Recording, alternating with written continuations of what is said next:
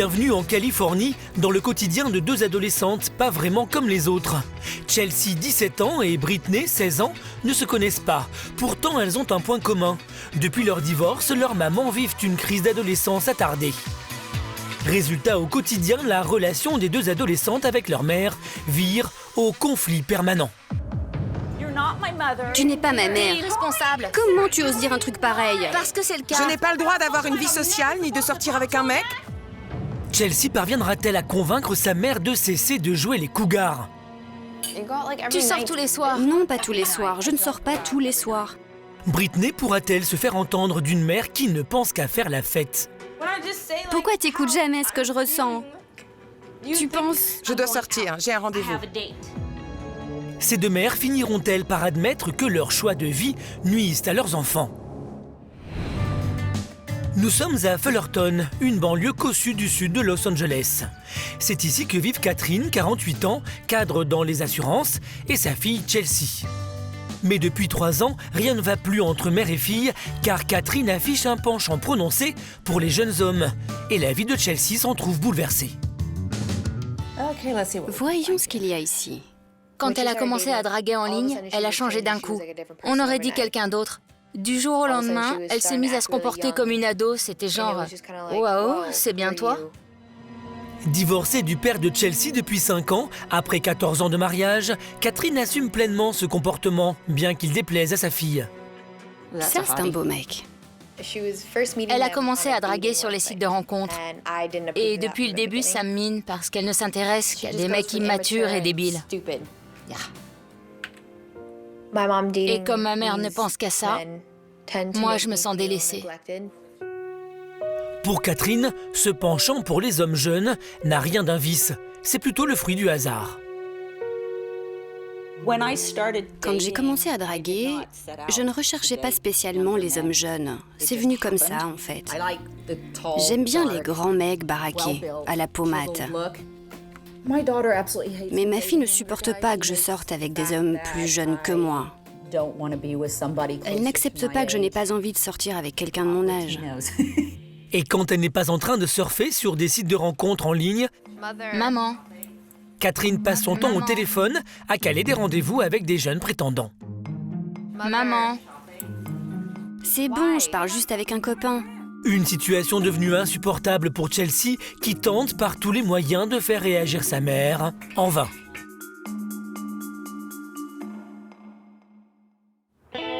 Le soir même, malgré le clash avec sa fille, Catherine retrouve sa bande d'amis au bar, où elle a ses habitudes. tout le monde sur la piste, la chasse est ouverte. Les femmes, c'est comme le vent, elles gagnent à mûrir. Ouais, Oh, j'adore. Tu es déjà sorti avec des femmes plus âgées? ouais, à 18 ans. Je suis sorti avec une femme de 33 ans. Et comme toujours, plus la soirée avance, plus les proies de Catherine rajeunissent. Je te trouve vraiment belle. Merci, c'est adorable. De rien. Ça me fait du bien que des hommes aussi jeunes me fassent des compliments.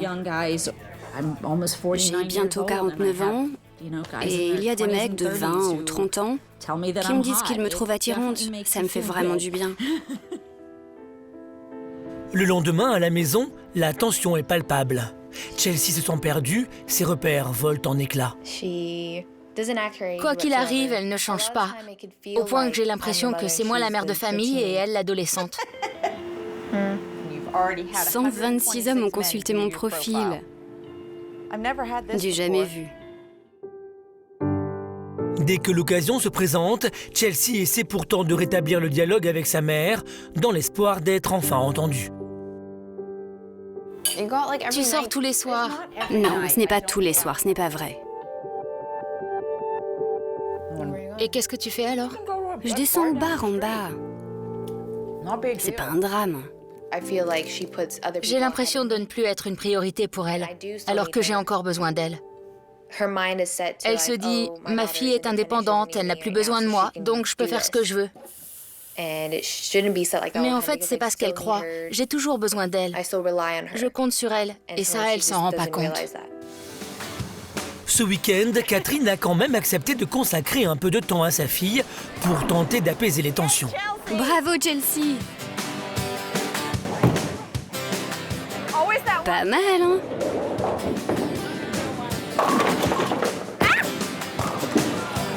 Tout allait pour le mieux, jusqu'à ce que Catherine aperçoive une ancienne conquête dans la salle de bowling.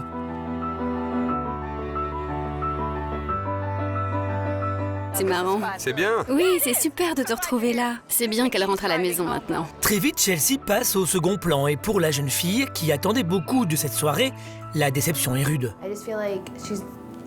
J'ai l'impression que je ne compte plus pour elle et qu'elle s'en fout d'être avec moi. Et je pense qu'elle gâche tous les bons moments qu'on pourrait passer ensemble. Pour ne rien arranger, Catherine va découcher, laissant sa fille terminer seule la soirée à la maison. Ça me blesse et ça me met en colère. J'en arrive à un point où je ne supporte plus de vivre avec ma mère. Chelsea supportera-t-elle encore longtemps l'attitude désinvolte de sa mère? Tu n'es pas ma mère. C'est bien le problème. Laisse tomber. Certainement pas.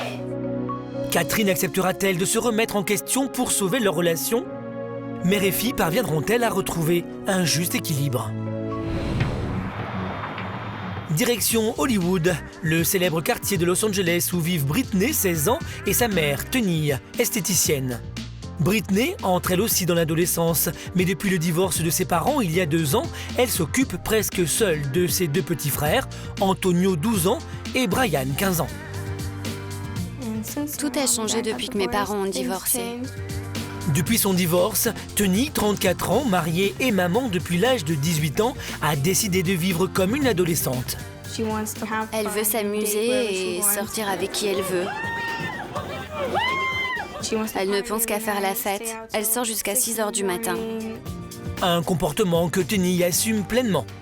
Je sors énormément. Je dirais que je sors 5 fois par semaine. Mais Britney a un problème avec ça. Elle ne supporte pas ça, du tout.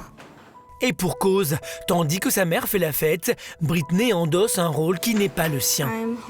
Je suis tout le temps à la maison, à m'occuper de mes frères à sa place. Elle voudrait que j'assume ses responsabilités à sa place. Aujourd'hui, comme chaque jour, pendant ses congés, Tenille, qui récupère d'une nuit de fête, n'émerge jamais avant 18h. Pendant ce temps, Britney est au fourneau pour préparer le dîner de ses frères. Ma mère ne pense plus qu'à sortir. Elle préfère se faire draguer plutôt que de préparer à manger pour ses enfants. À peine levée, Tenille est déjà en train de caler un rendez-vous galant. Allez, on y va. Ok, c'est parti. Une attitude de plus en plus difficile à supporter pour Britney, qui vit mal cet abandon maternel. Je lui ai dit que ça me fait de la peine, mais je crois qu'elle s'en fiche. Et quand Britney tente de parler à sa mère, la tension monte. Je me crève 7 jours sur 7. Pour nous, pour toi et pour tes frères. Et vous ne pouvez compter que sur moi, personne d'autre. Et le fait que tu puisses penser une seconde que je vous délaisse parce que j'ai besoin d'avoir une vie sociale... Non mais tu te fous de moi ?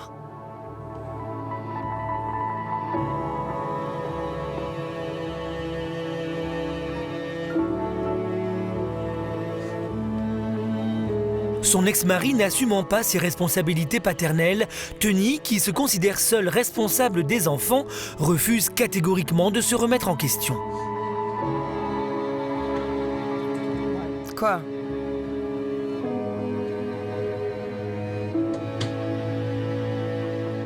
Mais Britney ne se démonte pas, bien décidée à crever l'abcès en famille.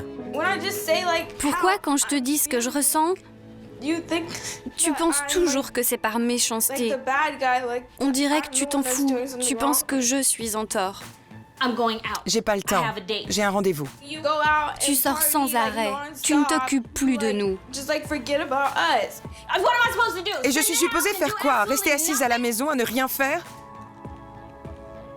Je n'ai pas le droit d'avoir une vie sociale ni de sortir avec un mec? Tu ne me comprends pas. Pas question pour Tenille de renoncer à sa sortie. Entre elle et sa fille, le dialogue semble définitivement rompu. Tenille acceptera-t-elle de revoir sa position après ce coup d'éclat? Britney réussira-t-elle à lui faire entendre enfin sa détresse? Mère et fille parviendront-elles à retrouver la voie du dialogue? À Fullerton, nous retrouvons Chelsea, 17 ans, et sa mère Catherine. Chelsea, viens ici s'il te plaît. Lorsque Catherine, qui a découché la veille, rentre enfin chez elle, l'orage éclate. Je te parle plus. Mais pourquoi? C'est quoi ton problème? C'est toi mon problème. Tu réalises ou pas? Tu le prends comme ça? Tu as l'air d'oublier quelque chose, ma fille. 1, je n'aime pas du tout la façon dont tu me parles. Et 2, tu n'es pas ma mère. Tu es irresponsable. Laisse tomber. Certainement pas. Va-t'en, je te parle plus. Ok, c'est bon, je m'en vais. Moi non plus, je ne te parle plus. Là aussi, mère et fille semblent avoir atteint le point de non-retour.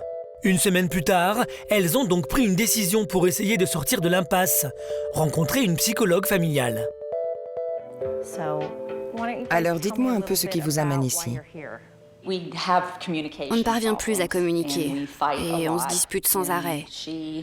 Parce qu'elle me parle comme si j'étais un enfant et elle me reproche d'être méchante avec elle. Bon, j'aime toujours entendre les deux versions. Tu es ici pour les mêmes raisons? Je me sens souvent délaissée. Quand elle rencontre quelqu'un, que ce soit un ami ou un petit ami, il n'y a que ça qui compte. C'est comme si j'existais plus. Parlez-moi de ces relations. Qu'est-ce que vous reprochez à votre mère dans ces moments-là? Elle sort avec des hommes trop jeunes et immatures. Et elle les laisse prendre le dessus et profiter d'elle, et je déteste ça. Quand je lui dis, elle pense que je joue les mamans, alors que je l'aime et que j'essaie seulement de la protéger. Soudain, l'émotion s'empare de la jeune fille. Est-ce que tu pleures parce que tu crois que si tu arrêtes de t'occuper de ta mère et de dire ce que tu penses des hommes qu'elle fréquente, elle va droit dans le mur? Oui, je crois. Donc tu pleures pour ta mère. Oui, je me demande ce que tu deviendrais si j'étais pas là. Et ça me fait mal, alors je m'énerve après toi. Après 1 heure d'entretien, la psychologue commence à entrevoir la vraie nature du problème. Je commence à comprendre qu'il y a pas mal de problèmes sous-jacents. Et le plus important, c'est que les positions sont inversées entre la mère et la fille, qui ne jouent plus leur rôle respectif. Dans quel sens vous pensez que les rôles devraient changer? La cuisine, c'est son truc. Moi, je m'en mêle jamais. C'est ce genre de choses qui fait qu'elle a l'impression de vous materner. Vous voyez? Je veux que ce soir, vous inversiez les rôles. C'est vous qui faites la cuisine, et toi, tu t'assois tranquille devant la télé. En fait, je vous demande de vous comporter à nouveau comme mère et fille. D'accord. Je t'aime. Moi aussi.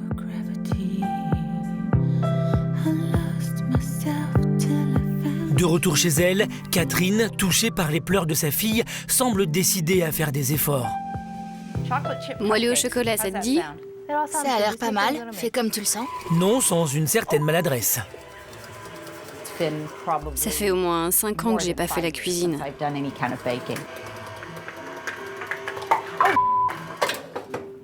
Oh, je l'ai fait tomber dans le batteur. Je peux en goûter un? Bien sûr. Ils ont l'air délicieux. C'est très bon en fait. Vraiment? Fais-moi goûter. Très vite, la complicité renaît entre mère et fille. Encouragée par ce premier pas, Catherine a décidé de passer une journée entière avec Chelsea, la première depuis au moins 6 mois. Cette journée qu'on passe ensemble, c'est vraiment une journée pour nous. Rien que pour nous. Un moment juste entre mère et fille. Au programme, pédicure et manucure dans un salon de beauté. C'est super de faire ça avec ma fille. En fait, ça m'a manqué. Ça fait si longtemps qu'on ne l'a pas fait. C'est sympa de se faire choyer de temps en temps. On le mérite bien. J'avais envie qu'on s'occupe de moi. C'est top. Il fait tellement chaud aujourd'hui. Après l'Institut de beauté, c'est l'heure du shopping. Et cette fois, Catherine va donner à sa fille la preuve qu'elle a définitivement revu ses priorités. J'adore ceux-là. Je trouve qu'ils sont trop mignons. Je ne réponds pas. On en était où? Mais qui c'est? Je ne réponds pas. On est trop bien toutes les deux. Fais voir. J'aime pas, elles sont lourdes. Je trouve qu'elles te vont super bien. Pour Chelsea, le message est aussi clair que symbolique. Le fait que ma mère n'ait pas pris cet appel, ça m'a prouvé que j'étais redevenue sa priorité. Je sais que ces moments passés avec Chelsea sont précieux, parce que ça ne durera pas. Elle grandit et un jour, elle aura sa propre vie. Tandis que Catherine et sa fille amorcent un tournant décisif dans leur relation, Tony, de son côté, ne semble toujours pas disposé à changer de comportement pour se rapprocher de sa fille.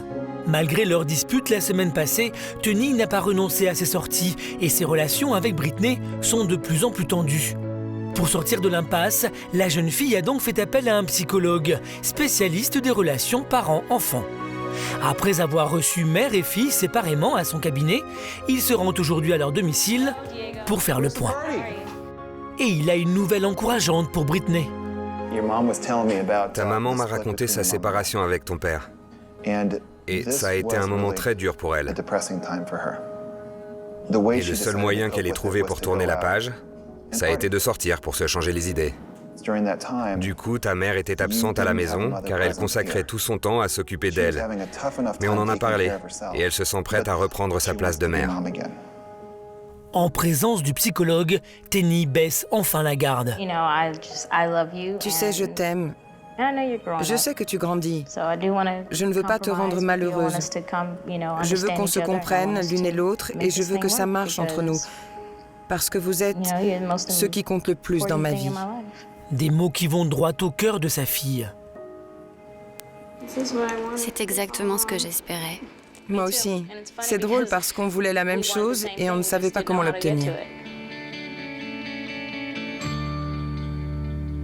Depuis cette mise au point salutaire, la vie de Tony a beaucoup changé.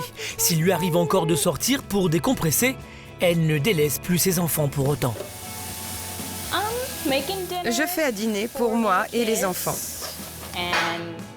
Et je ne veux pas juste faire cuire un truc et sortir pour les laisser manger dans leur chambre ou ailleurs. Non, on va s'asseoir et dîner tous ensemble. Des attentions pour lesquelles Tony reçoit beaucoup de ses enfants, et en particulier de Britney. Depuis qu'on a amorcé ce changement, j'ai l'impression qu'elle m'accorde davantage d'attention et réciproquement. Maintenant, on passe plus de temps ensemble et je sors moins. Je suis repue. Dorénavant, mère et fille passent une soirée par semaine en tête-à-tête, un nouveau rituel et un plaisir partagé. L'occasion pour Britney de réserver à sa mère de tendres surprises.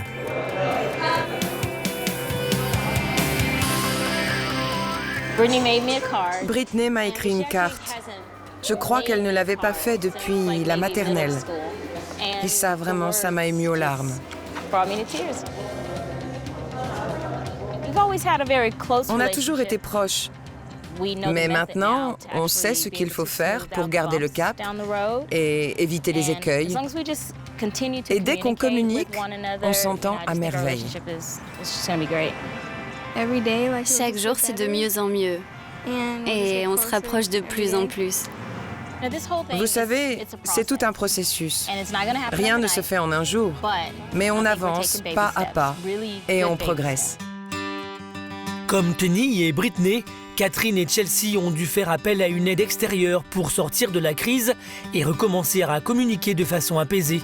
Mère et fille peuvent maintenant poursuivre ensemble la reconstruction de la relation harmonieuse et complice dont elles ont toujours rêvé.